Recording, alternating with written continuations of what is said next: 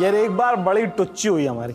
तो क्या हुआ कि बचपन में बार बार जो है नाड़ा, घर वालों ने शादी 2-4 कजिन्स की एक साथ हो गई तो हर बार कुर्ते पजामे पहनने को मिल रहे थे, कुर्ते पजामे पहनने को मिल रहे थे। तो वो नाड़ा जैसे हम बांधते थे, घर वालों ने बोला नहीं खुद बांधो खुद बांधो, तो हम खुद बांधते थे। तो कई बार क्या हुआ कि ऐसा ढीला हो जा रहा है, कभी आधा खसक जा रहा है, पर बेइज्जती कभी नहीं हुई।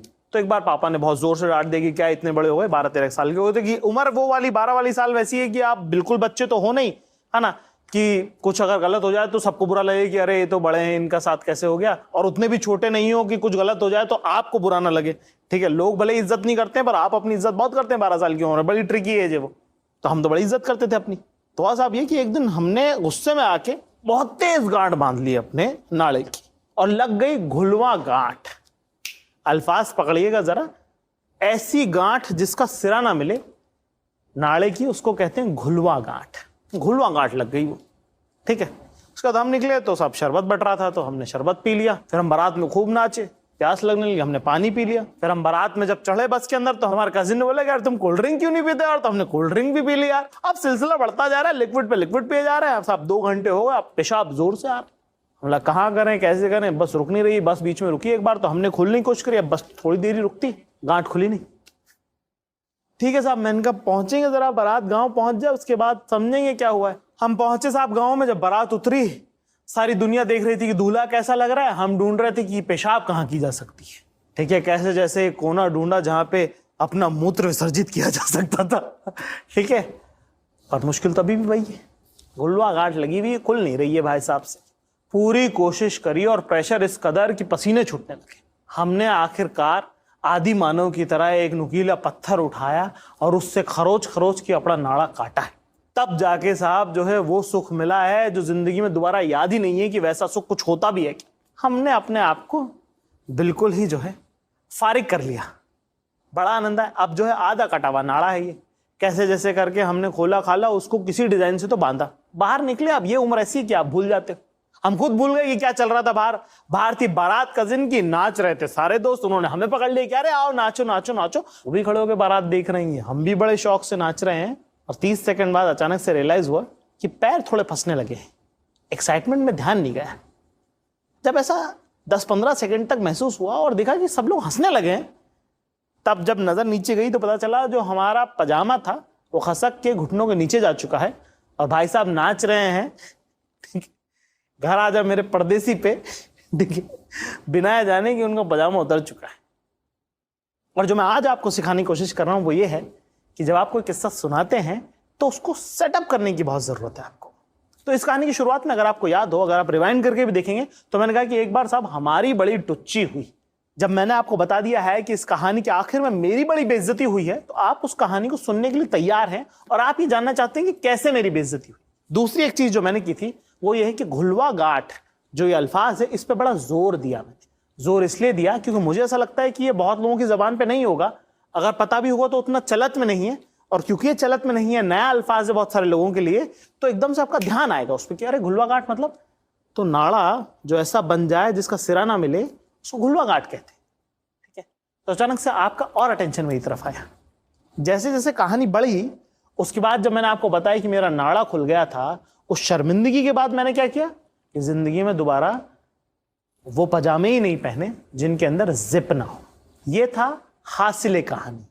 अब हमने 3 चीजें सीखी, सेटअप, किस्सा और हासिले कहानी। किस्सा भी कौन सा, हमारा इमोशन। मैंने क्या क्या बताया कि मेरी उम्र 12 साल है। मैंने क्या बताया कि उम्र 12 साल किस तरह की होती है, जिसके अंदर आपको साहब दुनिया तो इतना बुरा नहीं मानती अगर आपके साथ गलत हो जाए, पर आपको बड़ा बुरा लगता है क्योंकि आपकी उम्र वैसी ट्रिकी है। जब मैंने ये डिटेल आपको दी तभी तो आपको लगेगा कि क्यों इसकी बेइज्जती हुई, तो इसे बुरा लगेगा। इसी तरह की छोटी छोटी डिटेलिंग जब आप अपने किस्सों में डालते हैं वो उसको और अमीर और उसको गूढ़ बनाती, भारी बनाती है, वजनदार बनाती है। जैसे कोई दुपट्टा होता है, लहंगा होता है ना, तो उसमें गोटे का काम होता है, कहीं सितारों का काम होता है। ये आपके किस्सों में गोटे सितारे का काम है जो उसको वजनदार और महंगा बनाता है। इसी बात को हमारे दोस्त सत्यांशु ने बड़े आसान लफ्जों में कहने की कोशिश की है। जरा सुनिए उन्होंने क्या कहा है। कोई भी कहानी जो है वो अपने किरदारों की यात्रा है। Each story is a journey that the characters undertake. Okay? एक किरदार है, कहानी के शुरू में वो एक पॉइंट पर है कहानी के अंत में वो किसी दूसरे पॉइंट पर पहुंच जाता है।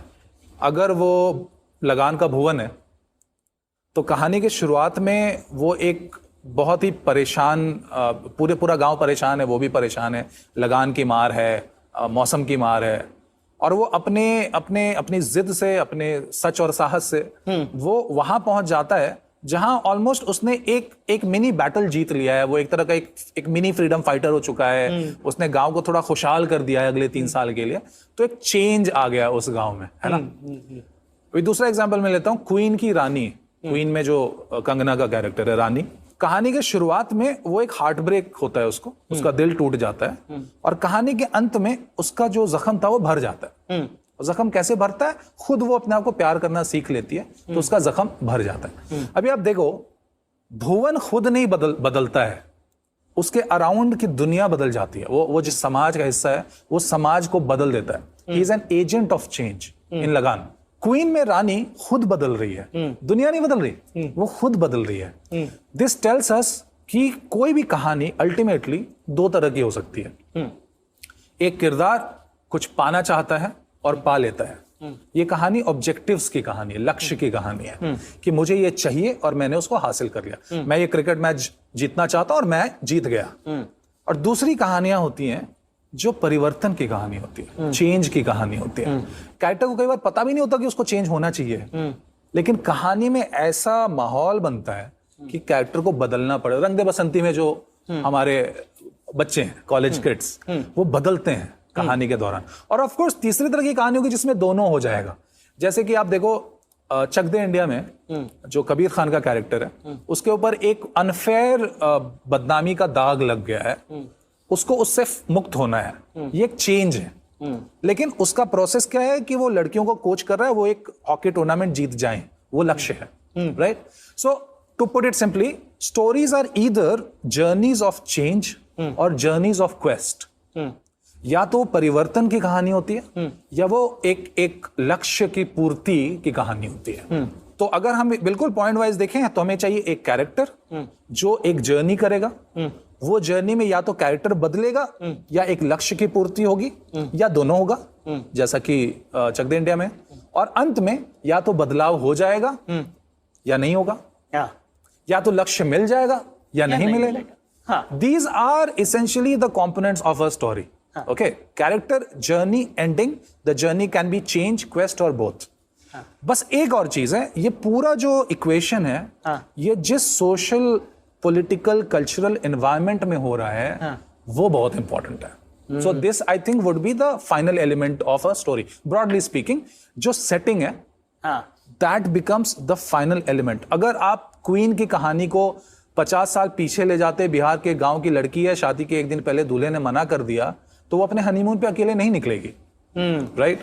वो इसलिए संभव हुआ क्योंकि वो मॉडर्न कहानी है, दिल्ली की कहानी है। वहां की लड़की, दिल्ली में ऐसी लड़कियां हो सकती हैं जिन्होंने कभी ट्रैवल नहीं किया हो, मगर वो अकेले ट्रैवल करने जाएं तो लोग रोके भी ना, है ना। सो वो सोशल एनवायरनमेंट अगर आप हटा दोगे क्वीन से, तो क्वीन का वैल्यू थोड़ा, अगर आप बहुत इंडिविजुअलिस्टिक सोसाइटी में चले जाओ, आज से 50 साल बाद न्यूयॉर्क में एक लड़की है जिसने कभी अकेले ट्रैवल नहीं किया है, किसी लड़के ने उसका हार्ट ब्रेक कर दिया तो वो अकेले ट्रैवल करने निकली। ये बड़ा अजीब लग रहा है क्योंकि आज से 50 साल बाद का न्यूयॉर्क और इंडिविजुअलिस्टिक सोसाइटी हो चुकी होगी। तो आप सोशल कल्चरल कॉन्टेक्स्ट को नहीं हटा सकते कहानी से। मेरे हिसाब से ये 4 चीजें, character, journey, ending and setting, these are the 4 components that make your story.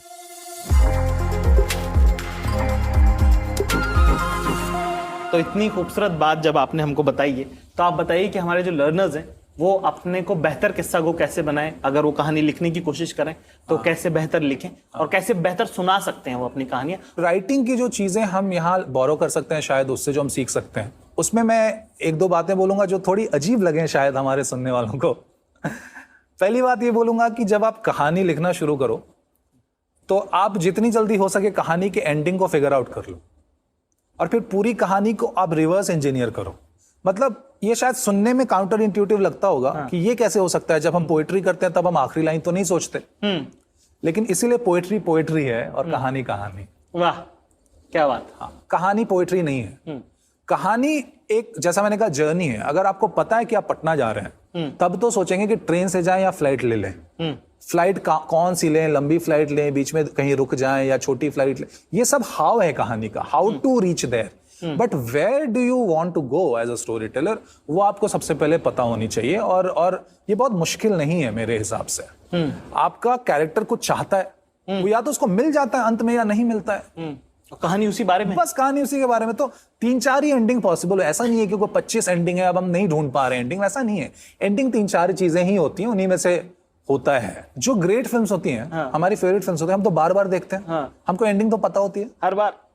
Film DDLJ है, फिल्म का नाम है दिलवाले दुल्हनिया ले जाएंगे। वहां पे कोई नहीं रोक रहा उसको, है ना। तो वो तो सर्टेन है कि एंड में तो दोनों साथ होने ही है उनको।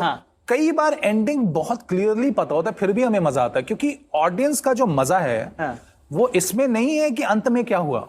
ऑडियंस को मजा इसमें आता है कि जो हुआ वो कैसे हुआ, कैसे हुआ वो। और इसीलिए एंडिंग पहले फिगर आउट करके रिवर्स इंजीनियर जब हम करेंगे तो हम उस कैसे पर, उस हाउ पर हम फोकस कर पाएंगे। वरना ये बात जो है, मुझे किस्सा गोई में मुझे ये बात लगती है कि जब आप कहानियां सुनाते हो बैठ के, महफिलों में बैठ के भी अगर आप बात करते हो, तो उसके अंदर अगर आप सेटअप कर दो कहानी, ठीक है, जो कि हमने मॉड्यूल में शुरू में बात भी करी इस बारे में, जब लर्नर से जब मैं बात कर रहा था कि अगर आप ये कहते कि एक बार यार मेरे साथ बड़ा बुरा हुआ, तो सडनली अब जो है पूरी जो महफिल है वो इस बात के इंतजार में है कि बुरा हुआ कब और कैसे। ठीक है, आप फिर उसके बाद कहानी में उनको लेके जा रहे हो। और मुझे ऐसा लगता है कि कहानी सुनाने वाले लोग जो होते हैं वो बस ड्राइवर की तरह होते हैं कि वो धीरे धीरे बिठाते हैं सबको प्यार प्यार से एक स्टेशन से, और उसके बाद बस चाहे स्पेस में जाए चाहे समंदर में जाए, वो उतर नहीं सकता कोई उसमें से, एक बार जब वो आपके ग्रिप में आ जाए। As a storyteller expectations जो है ना, वो आपका टूल है। आपको एक्सपेक्टेशन सेट करना है। अगर आपने एक्सपेक्टेशन सेट नहीं किया ना, तो आप इन्वॉल्व नहीं कर पाओगे।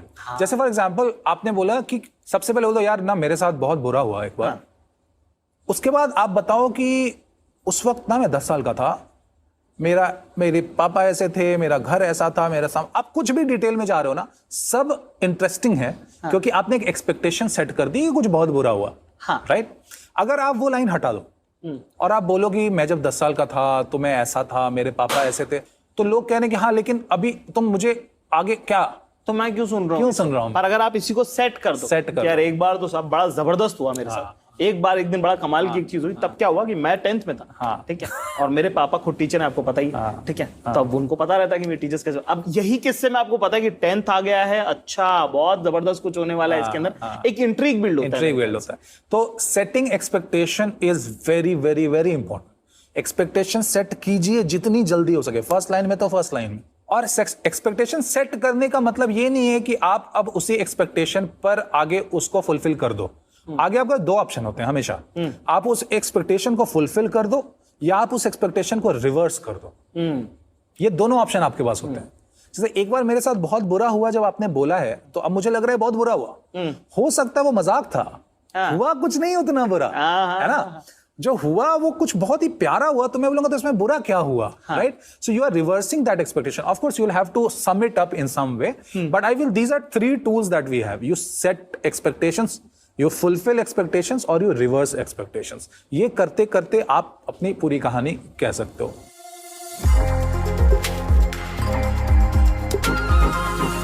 जो हमारे लर्नर्स हैं, वो राइटिंग की कौन सी चीजें हैं जो वो बेहतर इस्तेमाल कर सकते हैं किस्सा गोई में, सुनाने में, बातचीत में, क्या इस्तेमाल कर सकते हैं? सो इसमें अगेन एक टूल है जो मैं बहुत स्ट्रांगली रेकमेंड करता हूं कि आप अगर सुना भी रहे हो अपनी कहानी, तो आपको जरूरी नहीं आप उसको लिख लो पूरी कहानी, लेकिन आप उसको आउटलाइन करो। पॉइंट वाइज कर लो, आप 10 पॉइंट्स में कर लो आउटलाइन, बट आउटलाइन कर लो कि ऐसे मुझे सुनाना है। सुनाते वक्त वो आउटलाइन आपके दिमाग में है, आप हाथ में लेके नहीं खड़े हो, बट एक आउटलाइन आपके पास है। ये मेरे हिसाब से बहुत जरूरी है। और जब वो आप आउटलाइन करो या जब आप किसी को सुनाओ या जब आप अकेले भी प्रैक्टिस करो, make sure you finish it. मतलब आप सुना रहे हो, बहुत खराब है, सामने वाला बंदा बोर हो रहा है, make sure you finish the story. आप कभी भी इसको बीच में मत अबैंडन करो, हमेशा पूरा कंप्लीट करके उसके बाद छोड़ो। देन 1-2 दिन बीतेंगे, फिर आपको समझ में आएगा क्या वर्क कर रहा था, क्या नहीं कर रहा था। अगर आपने बीच में अबैंडन करने का सीख लिया ना, एक बुरी आदत है ये, तब क्या होता है कि आप जो हार्डवर्क है कहानी को बनाने का, वो आप नहीं करते। अगर कहानी बन रही है तो ठीक है, अगर कहानी नहीं बन पा रही तो आप बीच में छोड़ देते, उसका देखेंगे यार पता नहीं एंड में कुछ होगा। वो मेरे हिसाब से हमको कभी नहीं करना चाहिए। We should finish the draft and perfect it later. हम लोगों को क्या लगता है ना, हम जो लिखें वो सीधा ही एकदम मुंशी प्रेमचंद हो जाए, है ना। अब मुंशी प्रेमचंद ने अपने कचरे के डब्बे में क्या डाला था वो तो हमने आज तक पढ़ा ही नहीं, हाँ हाँ है ना। तो इसीलिए हमको लिखते वक्त पता होना चाहिए कि ज्यादा चांस है कि हम मुंशी प्रेमचंद नहीं है हाँ। और ज्यादा चांस है कि जो मैं लिख रहा हूं वो कचरे के डब्बे में जाने वाला है। हाँ। इसीलिए इसको जज नहीं करना है, इसको जज नहीं करना, इसको कंप्लीट करके रख देना है। हो सकता है भी दोबारा ना पढ़े, बट कंप्लीट जरूर करें। बीच में अबैंडन करने की आदत जो है वो एक नॉन कमिटल आर्टिस्ट बनाता है आपको, फिर आप कमिटेड नहीं हो। आप हमेशा जहां पर when it gets tough you find an easier way out. So I think that's a bad practice. अपनी कहानी पे टिक के रहें, टिके रहे, उसको खत्म करने की कोशिश करें और खराब, चाहे सुनाते वक्त, दुनिया की चाहे सबसे लिखते खराब वक्त। कहानी लिखें, हाँ मगर उसको खत्म करें।